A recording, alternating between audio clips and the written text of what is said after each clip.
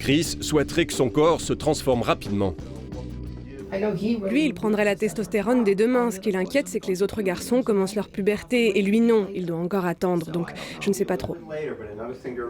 Non, il doit attendre sa taille adulte, parce que si vous commencez la testostérone trop tôt, ça va stopper sa croissance. Avec la testostérone, la carrure de Chris deviendra plus masculine. C'est la deuxième étape du traitement qui, elle, n'est plus réversible. Mais les médecins ne la prescrivent qu'à partir de 16 ans. Chris est complexé par son corps, il s'impatiente.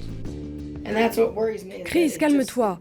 Ce qui m'inquiète, c'est que tant qu'il n'a pas terminé sa transition, il va détester son corps. C'est normal, à son âge, ils ont tous envie que ça change tout de suite.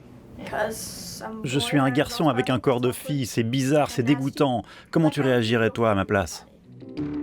À terme, Chris envisage une opération des parties génitales. Mais la loi l'oblige à attendre sa majorité. Avec le temps, sa mère a fini par accepter l'idée. Philadelphie, en juin dernier. La capitale de la Pennsylvanie hisse ses couleurs arc-en-ciel. Pour la 11e année consécutive, les transsexuels venus de tout le pays se rassemblent ici pendant 3 jours. Pas de démonstration festive dans les rues, mais une très sérieuse conférence avec plus de 300 intervenants. Depuis quelques années, un nouveau phénomène étonnant. Les couloirs de ce congrès sont de plus en plus fréquentés par des enfants. Ils ont déjà leur porte-étendard. Voici Jazz, 11 ans. Salut, comme vous le savez, je suis Jazz et je suis un transgenre. J'ai 11 ans et j'ai commencé ma transition à 5 ans. Ce petit garçon est devenu fille dès l'âge de 5 ans avec l'assentiment de ses parents. Pas d'opération, mais Jazz a changé de prénom et adopté un look et des allures féminines. Son histoire est devenue un symbole. Elle est probablement la plus jeune transgenre du monde. J'ai le cerveau d'une fille et le corps d'un garçon. Je pense comme une fille et j'ai le corps d'un garçon. L'Amérique découvre ses enfants en crise d'identité sexuelle. Selon certains spécialistes, cela concernerait un enfant sur 10 000. Nous accueillons maintenant Jazz et sa maman Janet. À Philadelphie, Jazz se prépare à son activité préférée, la piscine. Une occasion de mettre en valeur ses courbes féminines. J'enfile ce costume et je plonge pour nager comme une sirène. Ici, tous les enfants sont dans le cas de Jazz. Mais certains d'entre eux ont encore du mal avec leur corps et préfèrent nager habillés comme Chris, 14 ans. J'adore être ici car il y a plein d'enfants comme moi. Je peux être moi-même. Je n'ai pas peur de ce qu'on pense de moi car on est tous passés par les mêmes choses. Cette jeune communauté restée longtemps silencieuse commence à s'ouvrir.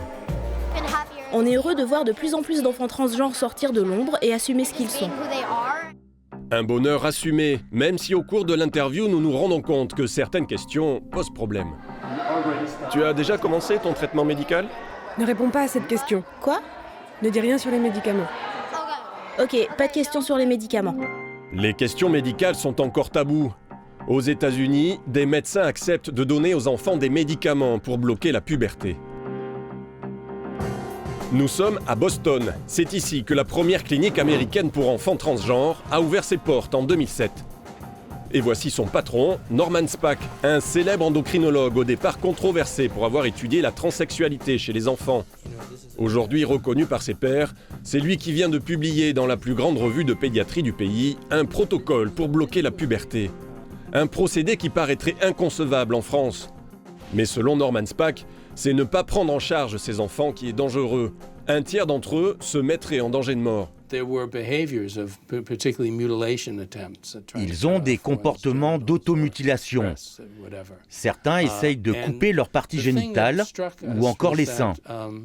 La chose qu'on a pu observer, c'est que dès la seconde visite, les patients et les parents nous disent que ces comportements suicidaires ont quasiment disparu.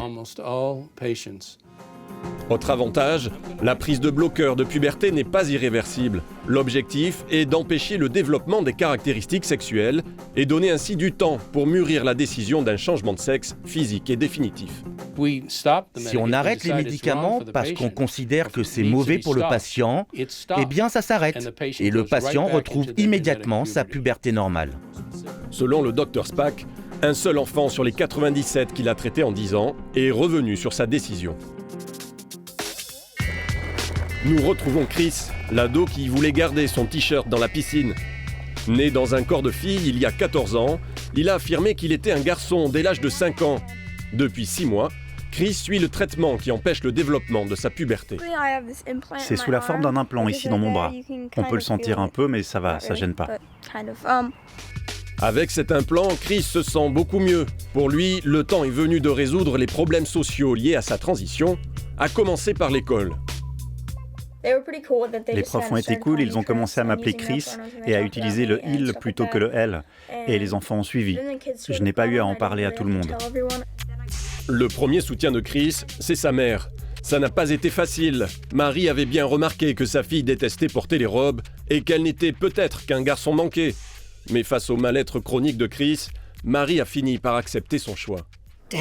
Il avait l'air tellement dévasté. Il m'a dit « Maman, j'ai été sur Internet.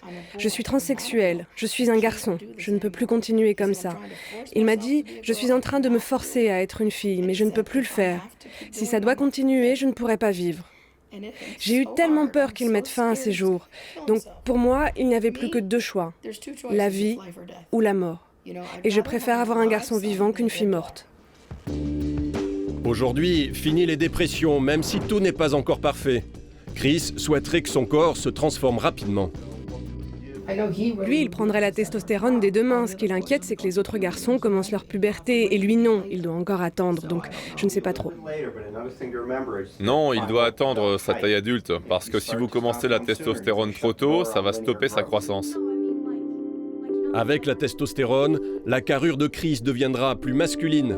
C'est la 2e étape du traitement qui, elle, n'est plus réversible. Mais les médecins ne la prescrivent qu'à partir de 16 ans.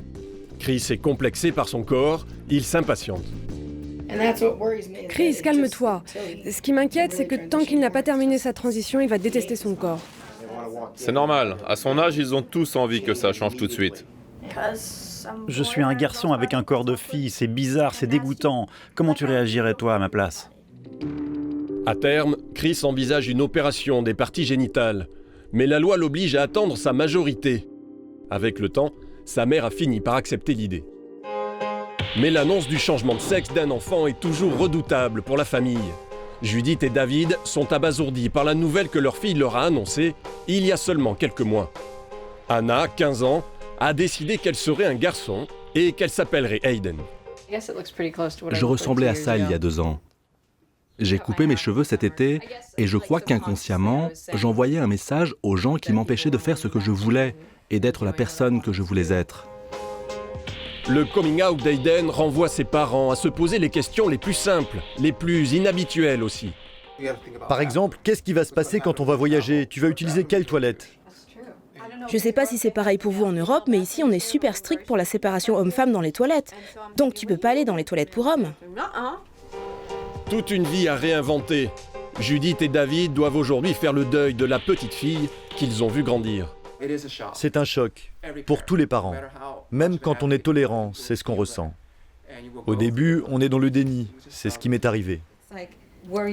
Je me suis demandé où est la petite fille que j'ai connue pendant toutes ces années. C'est comme si je la perdais un peu aussi.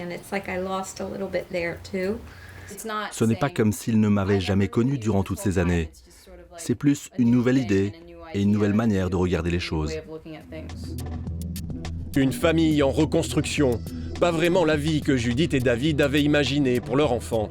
Mais pour eux, la loi américaine est une chance. Ici, les enfants transgenres ont le droit de suivre des traitements médicaux et même avec le consentement de leurs parents de changer leur papier d'identité. Une souplesse inconcevable dans la plupart des autres pays occidentaux.